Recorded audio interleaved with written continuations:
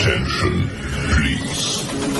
The show starts in 10, 9, 8, 7, 6, 5, 4, 3, 2, 1, go. You think that, Patty? I agree. All right, listen, I want to start with this. Oh, what a night. Watching Tottenham on a Tuesday night. You play get out! because you're Get fucking out! shy. What a feeling, what a night. You can't then tell me that two players go out and you strengthened as well, and then all of a sudden your whole season crumbles. It's crazy. And to me, if Arsenal don't make top four this season, that is one of the biggest bottle jobs in recent Premier League history. You run off. But imagine me then turning around and saying, oh, you guys are celebrating today, but 3 weeks ago you were unhappy. That's football.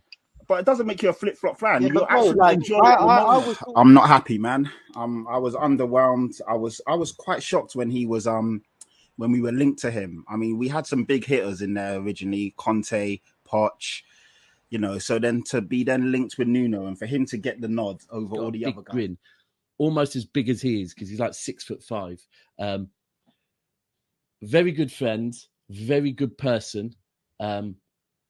Previously of our channel friends Views TV is the one and only Patrick Tyrant. Yes, what's happening, people? It's your boy Patrick Tyrant, aka Young Swaggy Daniels. When you see the T, see the P. When you see the P, now represents T. Let's go. I think we're live.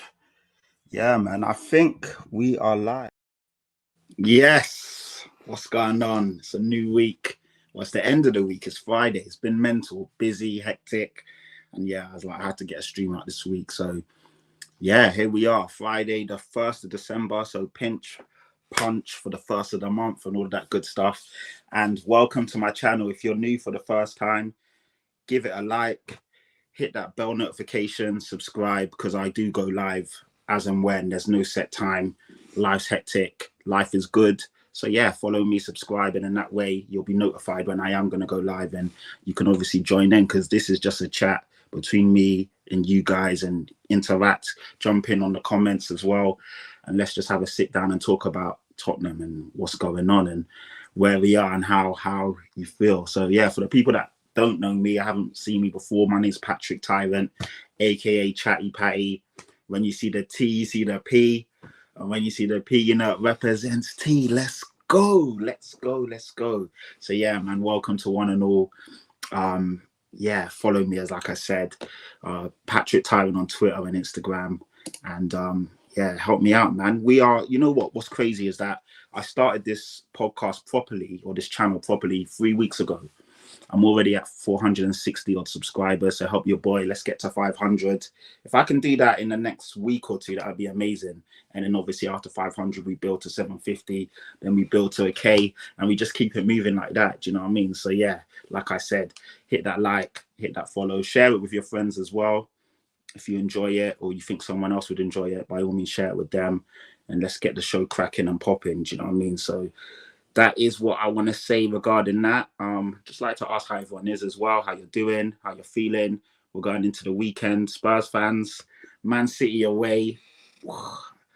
How are you feeling about that one, man? You know, the Etihad is testing at the toughest of times, but with the squad we got, anyway, let me chill. I'm gonna get into that. So yeah, so like I said, hit the like, hit the share, hit the subscribe. You know, good afternoon if you're watching this right now. If you're watching this later on, good evening. If you're watching this on a run back tomorrow morning, good morning. And yeah, man, it's yeah, like I said, just yeah, subscribe, hit the like, yada yada yada. And you know what's mad as well, like, you know, it's a bit of a shitty, corny joke, but we've been waiting for a loss for, you know, we was like, when's the first loss gonna come? It was coming at some point. You know, there was silly little jibs and jabs that we were going to be invincible this season and all of that stuff. And I saw Squawker. I think someone quoted me about it on Twitter yesterday saying, oh, you guys at the beginning of the season were comparing yourself to the Invincibles. And I was like, what? Were we? And then anyway, lo and behold, he then pulls up a tweet from Squawker saying that, you know, Tottenham start was like this amount of points compared to the Arsenal's Invincibles. Like, that's not us, doofus. That's the media building us up to obviously break us down right now. So yeah, obviously they were waiting and waiting and waiting for that first loss, and now we've lost 3 on the spin. And you know, going into the Etihad with 3 losses on the bounce is always, it's mental, isn't it? And then when you look at the team, but hopefully there's something in these guys and they can just bring, I don't know, the power of Grayskull. You know, like back in the day when He-Man used to summon the powers from up above. We need something like that, because yeah, otherwise it could get sticky. So you know, where should I start? Let's check the comments. Let's see what you lot are saying. Hello, Patty. Love that you started your own channel. Yeah, love to you, man. How do I pronounce that? I don't want to get it wrong. Numso. But yeah, thanks, man. Appreciate that. And yes, Richie. Yeah, man. Trying, man. I'm not gonna lie. Like, it has been tough. These last 3 games have taken a bit of a toll. It's frustrating because, you know, the Chelsea one was self-inflicted. It was crazy as well. You have 2 injuries to 2 of the league's best players in this first half, and then obviously the sending-offs were in our control. So that's frustrating. Then you go to Wolves and we play pragmatic, negative football. Almost we scored too early. And when you score that early and you try and hold on, it's never really going to go down well, especially you're away from home. You're giving the the home crowd more impetus to get behind the boys because they're pushing and we're just getting pegged back. And lo and behold, they score. Annoyed, I'm like, cool, we'll take a draw. It's not the worst of results. But then to crumble like that is frustrating. Aston Villa was a weird one because with all the injuries and suspensions, I didn't know what to expect. I was actually really proud of the performance. I liked what I saw. When I say proud, I was pleased with the performance. I liked what I saw, especially from the second and third stringers. And I thought they played well. But ultimately, at this level, if you don't take your chances, they will come back to bite you. And that's what happened. Do you know what I mean? Like, we had so many chances in that first half. We should have been done and dusted, home and dry. Like 1-0 up, fantastic. You know, Lo Celso, great performance from him, to be fair. You know, he's someone that's come under a lot of stick, rightfully so, because the performances that we see in the Argentina shirt, as opposed to the performances we see in the Tottenham, you know, I always get it wrong. You know, like when you're looking, the mirror's always wrong. But yeah, in a Spurs shirt, they're like chalk and cheese. But yeah, he started on Sunday and he had a good performance, probably one of our better players. Brilliant finish, got a bit of a deflection going in or going through, but it was on target, so it definitely counts as his goal. And I thought he controlled the middle of the park quite well. He was looking for the ball, and yeah, I liked what I saw of him. We're going to need more of that and some away at the Etihad, but yeah, I can't get onto him for that. So, you know, through the dark and you know, through the rubble and through the storm, sometimes you emerge out the other side with some what's the right word? I'm thinking like, you know, like people that you never thought were going to be like the saviors or the warriors, the leaders. They step up. Someone's got to step up through this period, and hopefully we can find that. Big up Patrick, Royal, Davis, CB, partner against City. Yeah, I think it needs must, isn't it? I think Emerson Royal and Ben Davis actually had a decent game. I'm going to get into a bit of the analysis later. I'm going to break it down a bit more in detail. But I thought they played well. I mean, Aston Villa are a good team, one of the better teams in the league. And if we're being honest, they didn't really get trouble. The one time they did get exposed, obviously, they got exposed badly when Ollie Watkins, got the ball got slid in from Tielemans. Ollie Watkins was literally, and this is why you can tell they're not centre backs, because the reading and the space between both of them was way too wide, and it was an easy threaded pass for someone of Tielemans' quality. Obviously, Ben Davis is a second string left back. Emerson Royal is a second string right back. We have them paired as our centre back partnership. It's mental, but this is where we are. This is what it is right now. And as a whole, they played okay. They played quite well. But yeah, like when you're up against a striker of Ollie Watkins' quality, sooner or later you're going to get found out. And Tielemans slid him in. Ollie Watkins, one touch, fantastic finish, keeper no chance. And they got the second goal. And then after that, they just kind of like tried to stifle the game, waste time, you know, that kind of stuff. We pushed and pushed. We huffed and puffed. We didn't really have the quality to really get something out of it. Annoying. But anyway, I digress. I'm going to get into that, but it's just going off your comment. Celso was a good player, but needs to do it week in. Exactly. But to be fair, Richie, he's got the chance now. Now it's time for him to step up and deliver. The good thing about the roundabout thing about the injury crisis is that we are all getting a real good look at this second string, like the what you call the depth, the rotational pieces, the options. There's nowhere for them to hide now. They're gonna get decent minutes because of obviously the situation that we're in. So your Lo Celsos, your Brian Gills, even Oliver Skip, Højbjerg, these are guys that wouldn't play regular minutes or good minutes if the full team was fit. Now they have to, and we're going to get to see them properly, not in like 10-minute cameos, 15 minutes, 7 minutes when the game's won, and you kind of like, it's easier to come in and make yourself look good because now they've got to get on the ball, they've got to make things happen, they've got to take the game to the opponent. So we're gonna the shining light for me is that we're gonna see what's what. We're gonna see if Ben Davies or Emerson Royale or Eric Dyer, whoever it is, if they can play in an Ange system. Some of them we already know the answers to, some of them we're going to learn a lot, and that way the only way is up. Obviously once we start getting players back, we're going to look a lot better, but for now we've got to do what we can do. And in a roundabout way, this may work out a lot better for us, but it will only work out better if obviously we react to what we're seeing. So if we can see that Brian Gill isn't good enough on that wing and isn't really going to make the difference, then it's time to get rid of him. The same with Emerson Royale as a left back, centre back, right back, whatever it is, inverted full back. If he's not cutting it, then it's time to get rid. There's no more time for favors and being nice. And, even Sessegnon, whenever he comes back, if he ever does come back, if he gets a run in minutes and he's not cutting it, it's time to get rid, man. We just can't keep going around in this cycle. The player's injured, coming back. Oh, he needs time. It's just getting jarring now. Do you know what I mean? So, yeah, that's where I'm at. That's how I feel about it. I'm trying to look for the positives in the negative and see the light at the end of the tunnel. Things will get better. I know it feels mental right now, and we've had a tough run of fixtures as well, so it's never good. I see a lot of people like with these like digs that are not really fair and they're not really true.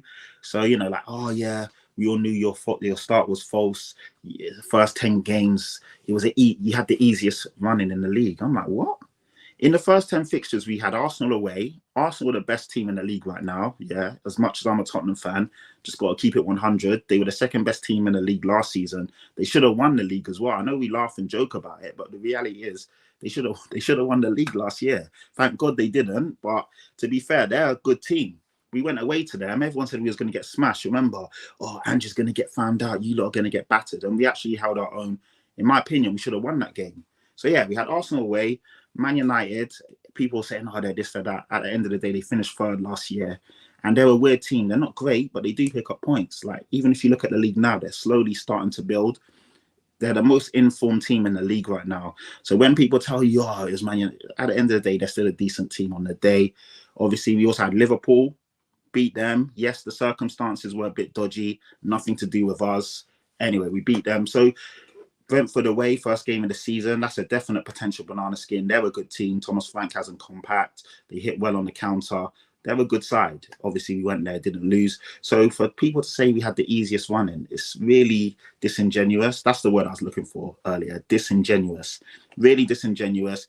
They're just chatting shit. At the end of the day, now that we've lost a few games, they're saying, this is the real team. But look at the fucking injuries. Look at the people out.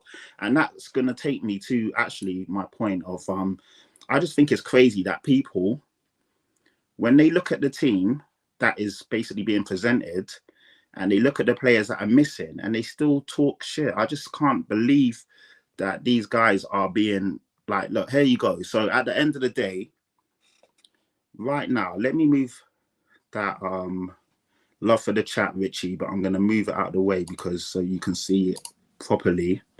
And I'm going to move that as well. Bear with me. So yeah, there you go. So at the moment, our strongest 11. So this was the lineup against Luton away. This is, in my opinion, our strongest 11. So you got Vicario in goal, obviously. Udogie as the left back, of course. Mickey van der Ven as the left-sided centre-back. Romero as the right-sided centre-back. Pedro Porro. Definitely our best back line. Yves Bissouma and Pat Matasar been fantastic together. And then obviously you have James Maddison, who is listed there as a 10, but he floats, he does everything.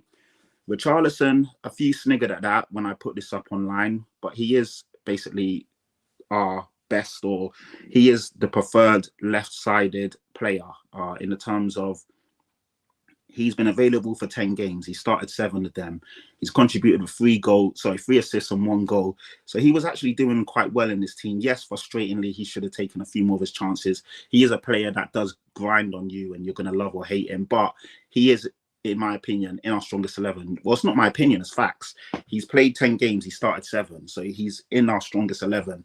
Then obviously you got Kulusevski, who's getting better and better week in and week out. And then you got Son. So yeah, that's our strongest starting 11 without a doubt. The team had picked itself. You knew who was going to start when everyone was available. Lo and behold, so obviously you can see right there, we got 6 of these guys out. Aston Villa at home, one of the better teams in the league, and we went into that game with a starting 11 with 6 of the guys out. So naturally you're not going to be as good. This was the starting I shouldn't laugh, but this was the starting 11 against Aston Villa. You got Emerson Royale, like I said earlier, he's a right back. And you got Ben Davies, he's a left back. That's our centre-back partnership. Then you got Pedro Porro, Udogie, brilliant. Bentancur, I'm going to get into that. That is heartbreaking and devastating. My head was gone when he got injured, I'm not going to lie. I was so upset. Lo Celso and Brian Gill, obviously they got to prove themselves. Brennan Johnson, I like him. He needs to do better finishing wise though, man. Like, that's the one thing that's frustrating. But I like his game. I like him. He looks bright. Got a very good first touch. He makes a lot of good movements and runs off the ball. He looks like a very intelligent player. But his finishing for me is the bugbear. But he's young, first season. I'm not going to get into him too much. Kulusevski, the magnificent ginger Swede. I love that guy. You know what? Fun fact, there's only 3 players that I've ever had printed on the back of my shirt. 2 are obvious. One's Son, the other's Harry Kane, and Kulusevski's the 3rd guy. Oh, sorry, I'm lying. And I also had Dembele. Dembele, I loved. He was my favourite player, so I had him printed on the back of my shirt when he was a Spurs player. But Kulusevski's the 4th guy I've ever had. I don't really get players printed on my shirt, but if I do, obviously I've got to really like something about them. And yeah, KULU for me is fun. I think he's so underrated. The guy is always looking for the ball. He's not obviously the quickest player, but he's always willing to take his man on. He works so hard. He's covered the most ground in the Premier League so far this season. Creates a lot of chances. I don't think he's registered an assist in the Premier League this season, which is criminal with all the chances he's created. And that just goes down to the finishing of the other guys.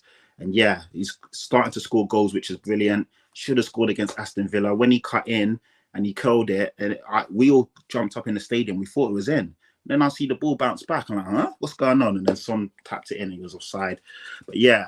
So that was our starting 11. And then you had Aston Villa, who essentially were full strength. Emi Martinez, good goalkeeper. Konza, Carlos, Pau Torres. Good player, man. I really wanted Pau Torres 2 years ago.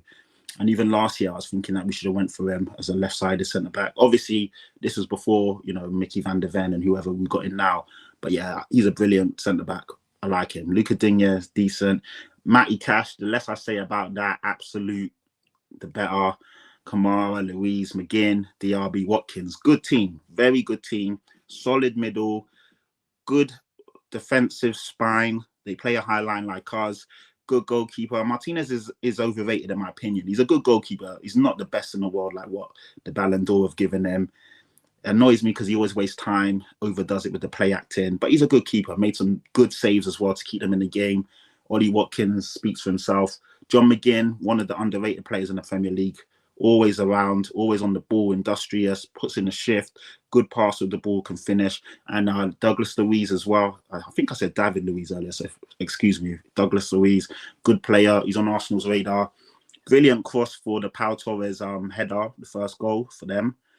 Really bad defending on our behalf. Either the line pushes a bit back or you keep up and you keep a high line. So obviously we don't get, because we pushed up and put a really high line up.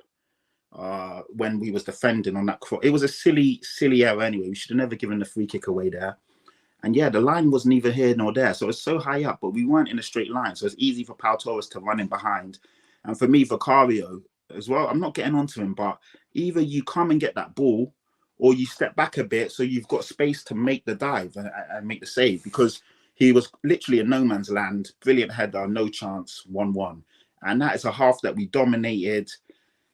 I couldn't believe we went in at 1-1 at half time. I was like, for fuck's sake, after all of that huffing and puffing and all the endeavour, it's 1-1. Like, how have they got something to show for it? And obviously, it could have been 2-1 to them, because I know we were caught offside a few times, but the Ollie Watkins goal that they disallowed, he was literally offside by like that much. So we actually caught a bit of life there. We were lucky, because it could have been 2-1 to them realistically. But yeah, really frustrating, because we should have been home and dry, wasted our chances, and naturally in this game at this level, it's always going to come back to bite you, isn't it? So yeah, really frustrating, man. I was looking for something here where I was talking about the first half stats, because I had them up. But anyway, so we went into the game 1-1 at half time. I was like, cool, we'll probably do them in the second half. And then obviously you guys know how it went. Yeah, you know what? Let's talk about the Matty Cash tackle on Bentancur, because I got so heated and I was having debates and arguments this week. I said it was a red card. He should have went off. It was so late. And he was obviously frustrated because we had just won a free kick that he didn't feel was a free kick. And it was so cynical. He didn't in any shape or form try and go for the ball. Took the man out. It was forceful. It was reckless. It was dangerous. So why is that not a red card? I don't understand how he's getting a yellow card. And then after that, he made a few other rash tackles where he should have or could have got a second yellow. Emery knew he was walking a very dangerous tightrope, and he took him off at half time. Emery made 2 good subs at half time. He brought on so who did he? But he brought on Tillemans, and then he also brought on oh my God, how's my mind gone blank? Leon Bailey, that's it. So he brought on Tillemans for DRB, and then Leon Bailey for Matty Cash, and that kind of kept them in the game. Tillemans' quality on the ball. He was able, like I said, to find Ollie Watkins for his finish, and then also Leon Bailey just kept us honest and stretched us out wide on that flank. So yeah, so after the game, obviously I was annoyed that we lost, but I was pleasantly surprised with the performance, because like I said, going into the game, I didn't know what to expect. Let's be real. With that lineup, people starting haven't really played for us. That back line, I didn't know where the goals were going to come from, or who was going to step up and take the ball by the scruff of the, by the horns, or take the game by the scruff of the neck. So the fact that we created so many chances, the fact that we still played some very good football, the fact that we were, popping it around, triangles, causing them problems. I was like, okay, I was frustrated we lost, but I saw enough to say, yeah, okay, maybe there's still something here. And Ange's still got whoever comes in, they're all set up to play the same type of football that he wants to play. So yeah, I tweeted this after the game, just basically, obviously not knowing the stats, not really, I don't get to rewatch it. When you're in the stadium, you don't get to rewatch and see what's going on. You're just there, you watch it, you have a feeling of how the game went. And obviously you just remember what you remember. There's no replays and there's none of that. So this is what I put out after the game. So I was like, so many overreactions. Because obviously on my Twitter timeline, some of the Spurs fans were going nuts. And obviously you had all the rivals popping off and having their little bit. So yeah, so many reactions from rival fans, and dare I say it, some of our own. I didn't know what to expect today because of all the injuries and suspensions, but we were much better than Villa, who are a good team. Need to take your chances at this level, simple as. And that's exactly it. If you don't take your chances at this level, you will get punished. Ultimately, that's what happened to us. And if you even look at the stats, expected goals, 2.34 to their 1.76. Expected assists, we obviously created a lot more chances and should have had them finished. Ball possession, 62% to their 38. Total shots, 18 to their 15. We had 8 shots on target. They had 5. That is probably the only thing I say we need to try and limit or nullify their shots on target. But with the centre-backs that we had out there, what can I really say? Corners, 9-3. This is the one that really annoyed me, the offsides. We just got caught out too many times, man. They're setting the traps. Sonny, I love you. You're one of the world's best players, in my opinion. You've been fantastic this season, but you got caught offside way too many times, man. So that's kind of schoolboy error-ish at this level, and it obviously played into their hands. Free kicks, not much in it. Yeah, big chances. This is crazy. You can't really see it here, but big chances 4. They created 4 big chances. The difference is we missed all of our 4 big chances. They at least converted one of theirs. And that's what I mean. We just didn't convert our chances, man. Passes, obviously, we popped the ball around a lot more than them. And yeah, I think, like I said, I think we had, considering the lineup that I showed you earlier and the performance we put in, there's positives to take away from it. But ultimately, we lost the game, innit? So yeah, it's frustrating. It's frustrating. But these things happen. it's annoying. But yeah, let me know what you guys think. Let's see what the comments are saying. Brilliant show, mate. We're down at the moment, but definitely not out. Once we get some players back, we'll be okay. Yeah, I agree. For me, I just need us to try and fight, just nick some points. Like I said earlier, if we would have got out of Molineux, Wolves away with a point, we would have been annoyed at the time. But that's one more point than where we're at, and you take that all day long. On Sunday against Aston Villa, don't lose that game. Even if you got a point, again, you'll be frustrated. But we're just coming out of these games with nothing to show for it, and they're games where we've not been dominated, we've not been outplayed. Even Chelsea at home, we were still, in my opinion, the better team. But obviously, we pushed, and ultimately you're going to get found out 9 versus 11. But I've seen enough to know that we're going to be a good team. I've seen enough to know that I believe in Ange. He needs to be backed in January, no excuses, and then we can push on. Because in the summer, we all thought we were one short in the centre-back department. We was always like, what if someone gets injured? What if someone gets suspended? Never in my wildest dreams did I think that both of them would be out at the same time. And that's what's frustrating to me, is that, it's like the worst that could happen has happened times 10. Like Bentancur had just come back. He had been eased in gradually. Even when he went away international duty for Uruguay, a few people I was speaking to were a bit annoyed that he started the games, and they're like, oh, why is he playing? He needs to be. And I was like, listen, he needs the minutes. He needs to be able to believe in himself, trust his body, not play 50-50. If you're out there, you're out there. You have to go in for tackles. You have to be robust. You have to be the same guy you used to be. So I was like, it'll be good for him to play, with the Uruguayan team, start, and then literally come back a bit sharper, a bit fresher. And he started that game fantastically. He was the best player on the pitch by a country mile. The way he's just so smooth, keeps the ball ticking and rolling. And he's like the conductor, because he then manages the game, and the game is played at his speed. He always finds the right pass. He always knows when to push, when to chill out. He was getting on the ball all over the pitch. He was brilliant. And I believe that they are dirty bastards, and they knew what was going on, and they took him out. And it's the dark arts, it's horrible. And I just wish that they punish people for stuff like that. And if they did, then cool. Like, if you do that, you get a free, a red card, you're off in that game, and a 3-match ban. Players will stop doing that, because the amount of times we've been hacked and kicked this season, and it doesn't tally up. Like, they got 4 yellow cards, we got no yellow cards. They could have easily had a red or 2 there. In the first couple minutes, I can't remember if it was Douglas Luiz, but someone elbowed Brian Gill when he was in the box. That's definitely a penalty and at least a yellow card. Handled the ball as well. Nothing was looked at. And I just find it crazy that we're into match week 13 and we've not had a penalty yet.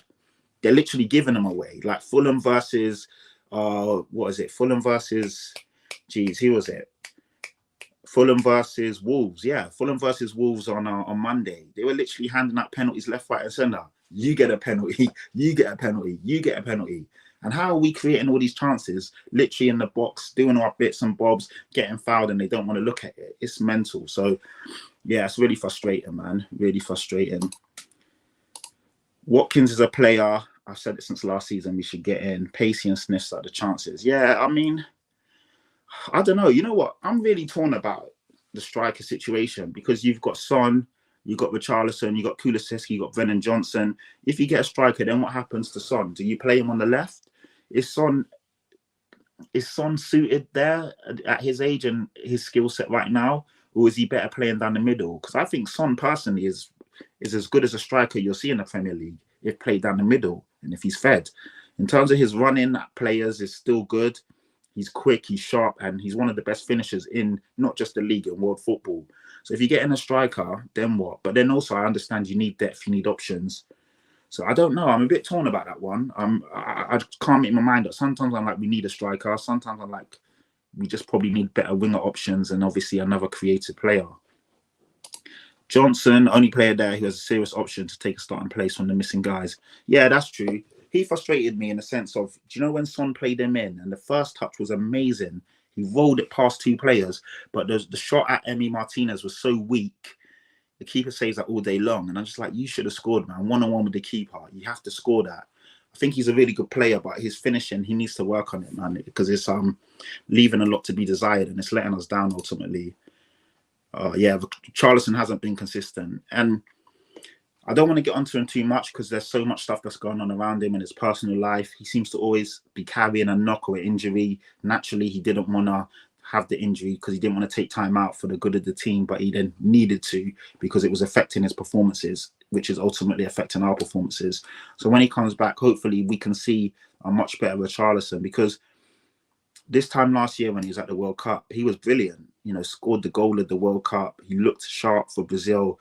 And we was always like, yeah, this guy's going to come back and really reignite our second half of the season. And it just didn't happen. He's not been as bad as, the thing is, I think even me, sometimes when I think back to it, I'm like, no, I'm being a bit too harsh, because he's not, I've looked at games, and the Luton away really pissed me off because he missed 2 good chances in the first half where we should have been home and dry way before Basuma got sent off.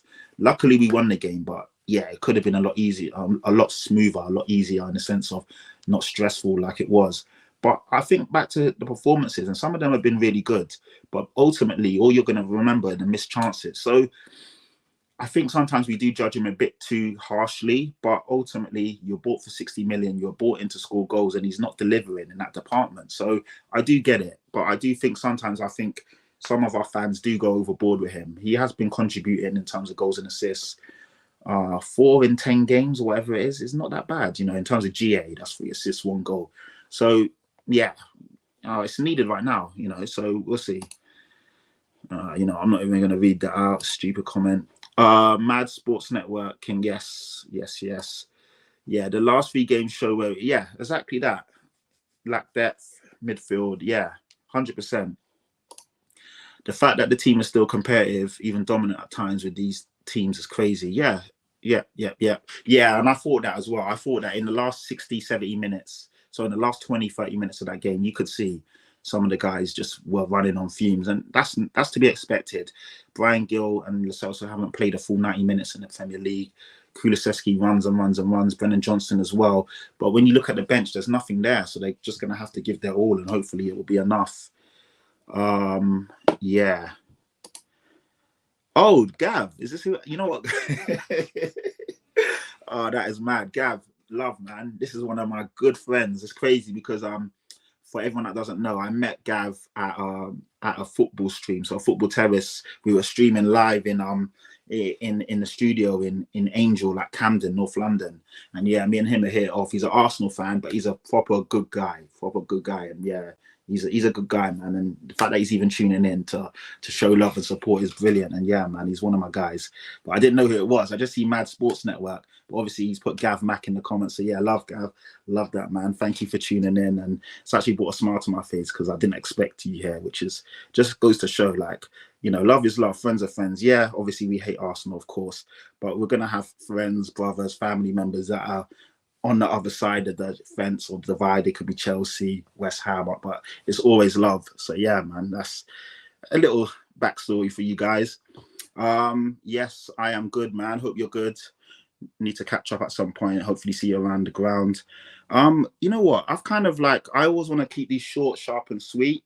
Don't want to do more than 35 minutes. Something nice where you guys can just tune in, not too over strenuous, not too, you know, I don't want to keep repeating myself on different streams and stuff like that. Talk about Man City. Obviously, we go into that game with 5 players out. Basuma will be back for that. So Basuma's eligible. This is the last game of Cuti Romero's 3-match ban, which feels like it was an eternity, a lifetime away. We need him back ASAP. So yeah, how do you lot feel about that game, man? I'm not gonna lie. I know some people are saying it's a free hit, so these are the games where we could do something. I'm not sure. Man City away, best team, not in just the league, in Europe. They did the treble last season, which is unheard of. Obviously, they won the Champions League. They won the league quite easily in the end.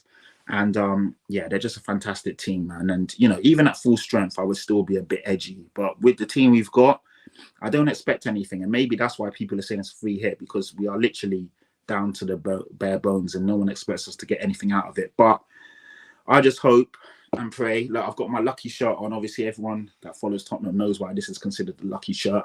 Amsterdam away. And I'm just hoping that, you know, hoping for a miracle. And if we do get beat, just let it be respectable. Because that goal difference is taking a hit. Every time I look at it, it's doing that. It's got, yeah, you know what I mean? So goal difference may be a big part of the season because it's so competitive. and I just don't want us to get that goal difference bashed brutally, man. So please, boys, let's, please, like, this is, we go into the game sitting fifth. Yeah, man, like, let's just hope that we can get something out of it.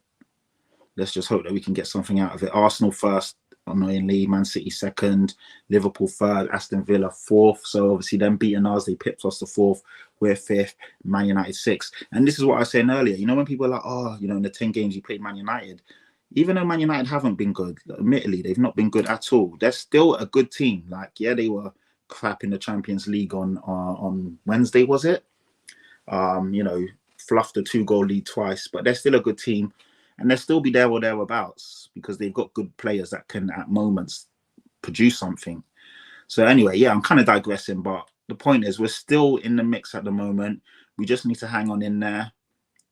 I don't think we'll get anything out of the Man City game, I'm just being honest.